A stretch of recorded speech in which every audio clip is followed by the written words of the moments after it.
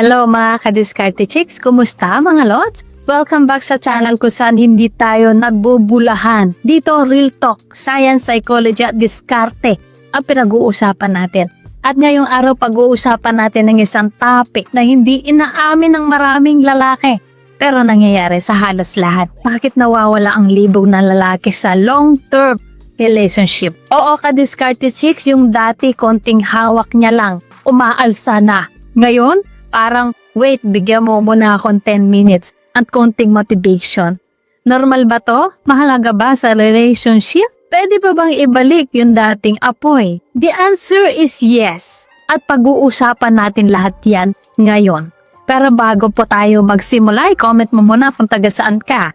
Para malaman ko naman po kung hanggang saan naabot ng ating diskarteng usapan.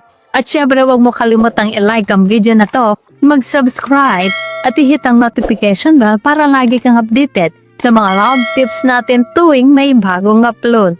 So, ready ka na ba? Tara, simulan na natin. Unang sagot, yes, ka-Diskarte Chicks, normal. Alam mo, iba kasi iniisip nila. Siguro hindi ko na siya mahal. Siguro may problema sa akin. Siguro may mali sa kanya. Pero ayon sa psychology, the longer you are in a relationship, the more your brain adapts. Ang tawag dito, hedonic adaptation. Example, naalala mo nung bago ang cellphone mo. Lagi mong kinikintab. Pag tumagal, ginagawa mo na lang siyang paperweight o pandagan. Ganon din sa desire. Hindi siya nawawala. Nasanay lang utak mo. Imagine ganito, si Juan, 6 months pa lang sila ng jowa niya.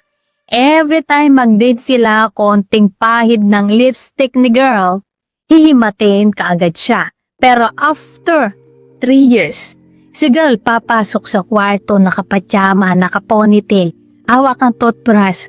Sabi ni girl, love, tulog na tayo. Sagot naman ni Juan, love kita, pero parang di-excited yung katawan ko ngayon. Hindi dahil may iba, hindi dahil hindi niya na-love yung partner niya.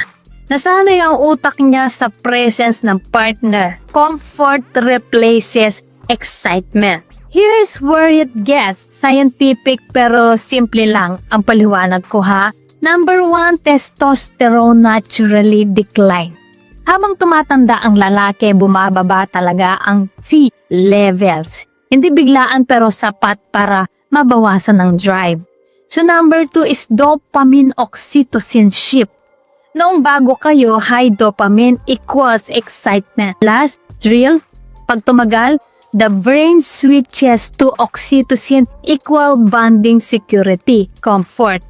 Maganda yun ha, pero sa sex drive, minsan nakakakalma masyado. Number 3 is stress hormone cortisol. Ito ang pinaka-killer ng libido. Bills, trabaho, pressure, pagod. Ka-Diskarte Chicks, kahit tigre, hindi lalaban kapag puyat. So heto ang 7 root cause. Number 1, routine kills desire.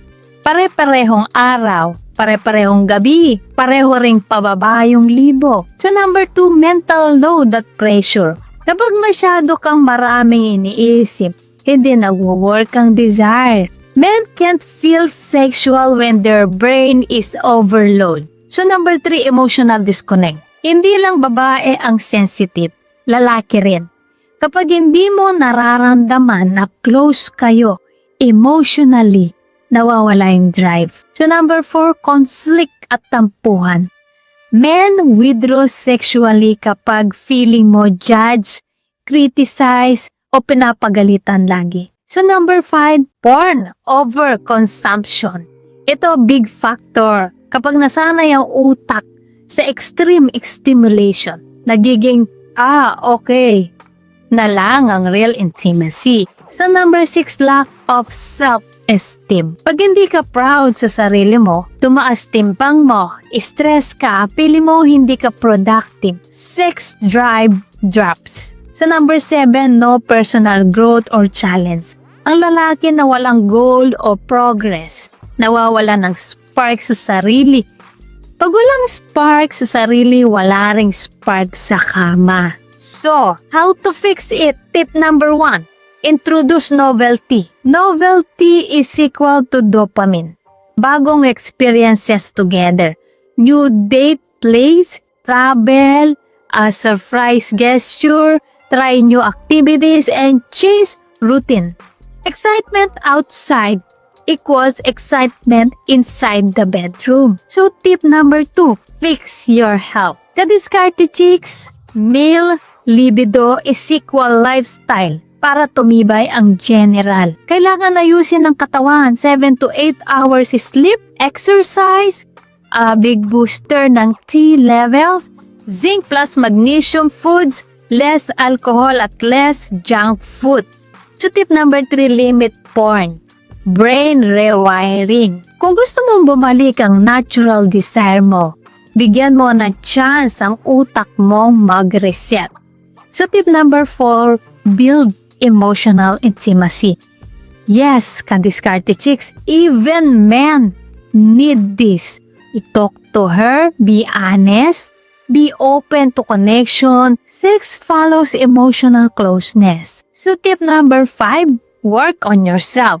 Mas nagiging attractive ka. Confidence to libido. Goals to libido. Achievements to libido.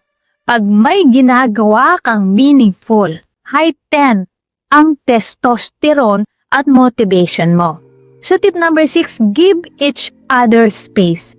Psychology says, desire need distance. Kailangan may konting mystery.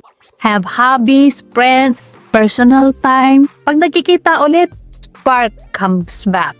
So tip number 7, recreate the courtship phase. Try mo ulit yung mga ginagawa mo noong umpisa. Compliments, playful, teasing, little surprises, and fun dates. Ang desire is not lost. It just needs rekindling. So when to worry kung months or years ka nang walang desire. Plus may symptoms like low energy, anxiety or depression, erectile issues, and zero motivation. Then, Kadiskarte chicks, it's time to check your health. Hindi nakakahiya. Hormones, thyroid, vitamin deficiencies, common yan. Mga Kadiskarte chicks, tandaan nyo, hindi kawalan ng pag-ibig ang pagbaba ng desire. Normal, human nature, pero good news, pwede mo ibalik ang spark. Pwede mo palakasin yon at minsan pwede mo pang gawing mas maganda kaysa dati. Kung umabot ka dito, comment mo. Ibabalik ko ang spark, Kadiskarte chicks. So ayan mga Kadiskarte chicks, sana po ay may natutunan po kayo sa video natin ngayon. At syempre bago pa tayo matapos, shoutout muna sa ating mga masugid na tagapanood na sina Reynaldo Arellano na may Kawayan, Bulacan, Nehemias Martino ng Puerto Princesa City, Narmanalo Jr. from Tiaong, Quezon, Jubilin Enriquez ng Bohol, Blissful Worship ng Mindanao, Manardo Almario ng Cagayan Valley, Ballesteros, Bernard Pamintuan ng Tagaytay, Liberato Feji ng Magallanes, Cavite, Rufo Evarola, taga Pampanga, Edgardo Tala, taga Pampanga, Noel Linglingen ng La Trinidad, Benguet, Julius Tantoco from San Fernando, Pampanga, Sunny Mendoza, taga Tarlac City, Parikoy Mix TV watching from Sogo, Caloocan, at kay Jolly Plaridel. Good PM po from Jolly Plaridel, Bulacan. Pa-shoutout po kay Abigail La Canaria, taga Bagong Bayan, Plaridel, Bulacan. Mahal ko siya. Uy, shout out sa'yo, Abigail La Canaria, taga Bagong Bayan, Plaridel, Bulacan. Mahal ka daw ni Jolly Plaridel, Bulacan. Ang sweet mo naman, Jolly. So guys, ayan, maraming salamat po sa support at panonood mga Kadiskarte chicks. Dahil po sa inyo patuloy at lalo po akong ginaganahang gumawa ng mga content na makakatulong at makakaaliw sa lahat. Solid kayo. At para naman po sa mga hindi pa na-shoutout, gusto mong ma-shoutout sa next video, i-comment lang ang hashtag Kadiskarte chicks at sabihin ko anong topic ang gusto mong pag-usapan natin next. Kung nagustuhan mo ang video na ito, ay huwag kalimutang mag-like, mag-subscribe at i-share ito. Comment down below kung ano sa mga tips na to ang na-experience mo na. So guys, This is Diskarte Chicks, si love mentor na laging nandito para sa mga diskarteng pag-ibig. Kita-kit sa next video. Maraming salamat sa panonood. Ingat kayo palagi. Let's spread love.